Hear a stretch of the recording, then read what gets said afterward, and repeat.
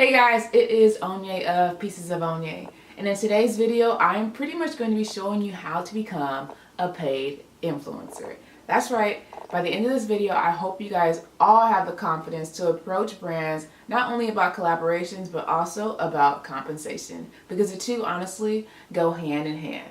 Too often I've come across influencers like literally pouring out their blood, sweat, and tears into like these videos and these photos, and in return they're getting nothing. And I want to help you. I want to help you get paid. How am I going to do that? Well, a little background about myself. I've actually worked in social media marketing for over 6 years. And in my last job, I worked for Wet n Wild Cosmetics, and I managed all of their social accounts. A part of that was working with influencers, managing influencers, negotiating contracts, and handing out those checks, okay? So now that I am an influencer full-time, I want to bring my insight from the brand side to share with you guys so that you can hopefully add those dollars to your bank account.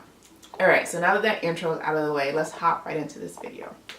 First things first, if you create any piece of content on behalf of a brand, you should be compensated for that. Like, I know from what I do as a photographer and influencer and blogger and all that good stuff, that just takes time. Like, it really does. And I think that a lot of brands don't realize how much time goes into creating content. And that's why they can approach influencers and say, hey, we don't really have a budget, or we can't pay you, but can you do this list of A through Z things?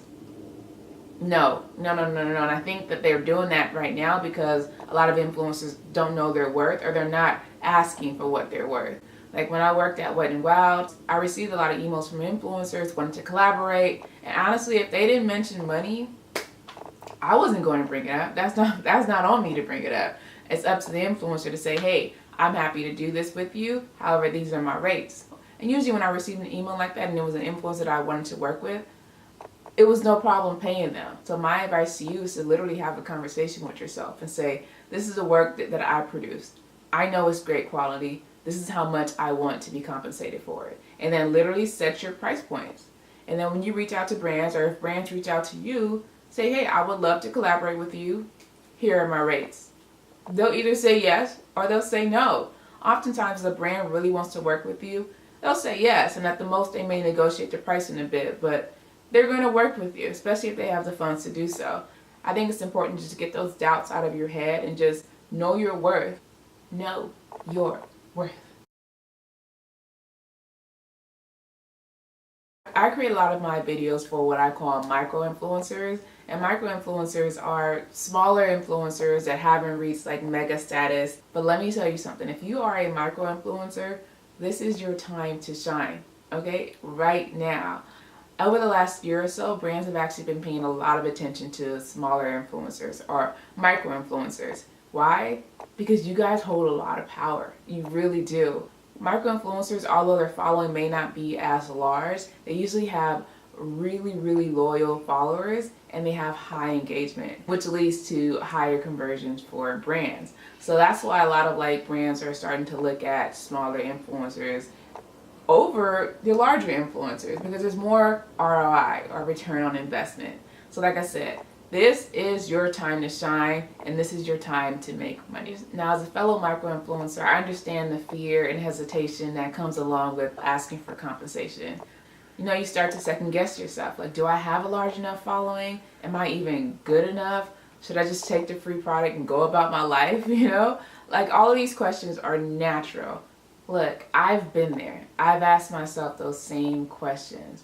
But I think if you are not confident in yourself, if you don't believe in yourself enough to ask for what you're worth, then you can't expect a brand to do it for you. It's just not going to happen. Okay, so now that I've hopefully convinced you to start asking for them coins, let's talk about how you can actually reach out. Now, before you even move those little fingers across the keyboard, there are some steps that you need to take to increase the likelihood of a brand not only wanting to collaborate with you, but also wanting to compensate you.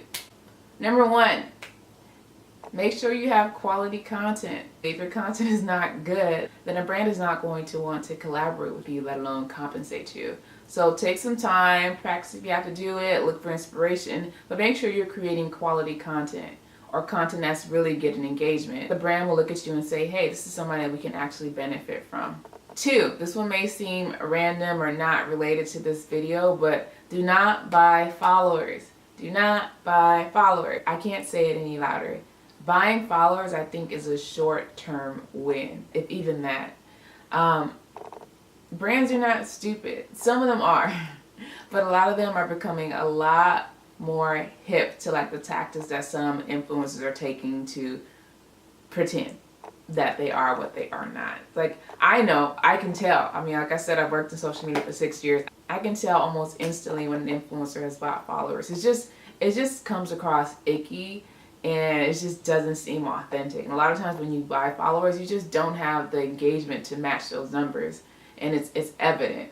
And so that's going to be a red flag for brands, complete red flag. But I'm not judging anybody who does buy followers. I'm just letting you know that brands know. We know. 3, identify brands that you actually like. It's even better if you've actually used their products as well and created content using their products, but that's not a necessity. Just find those brands that you like. I think that creating content for brands that you actually care about will come across more authentic for your followers.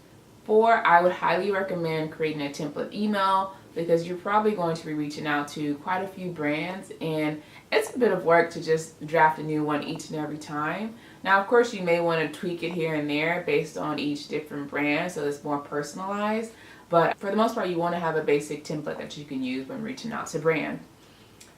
What should this template look like? You want to start with an introduction. So you want to tell the brand who you are and why they should even read through this email that you just sent. Say your name, a little bit about yourself, not too much, like literally a line or two, and that's it. You know, drop the mic. You want to give examples of your work. You can either link them, but I like to also include like a screenshot of my most recent Instagram post, because I know when I got emails from influencers when I was at Wet n Wild, I literally just kind of stayed in the email for the most part. So I would encourage you to include a screenshot maybe of your Instagram account, or if you have like some type of PDF presentation, include that in the email, because you also want to talk about why they should be interested in you. I'm sure they've received a lot of emails, so you want to stand out. So tell them, hey, I love your products, I use them all the time. Or maybe it's about your audience. My audience will really respond well to your products, and tell them the demographic and things like that. Pretty much like really entice them and pull them in. Let them know why a collaboration with you would benefit them.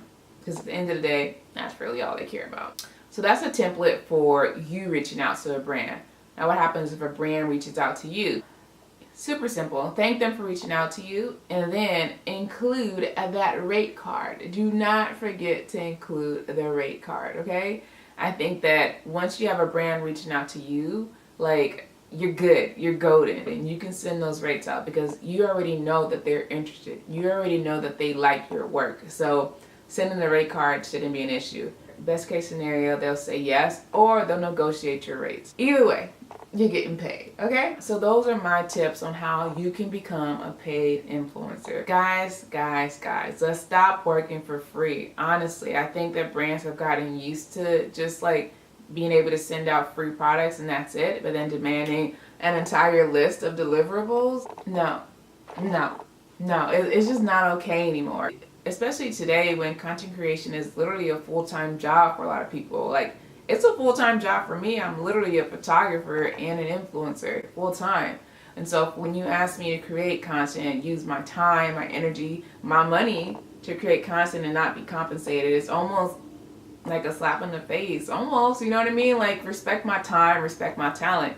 And I plead with you to do the same. Your time and your talent are valuable. Don't let these brands take advantage of you, walk over you. Not on my watch, okay?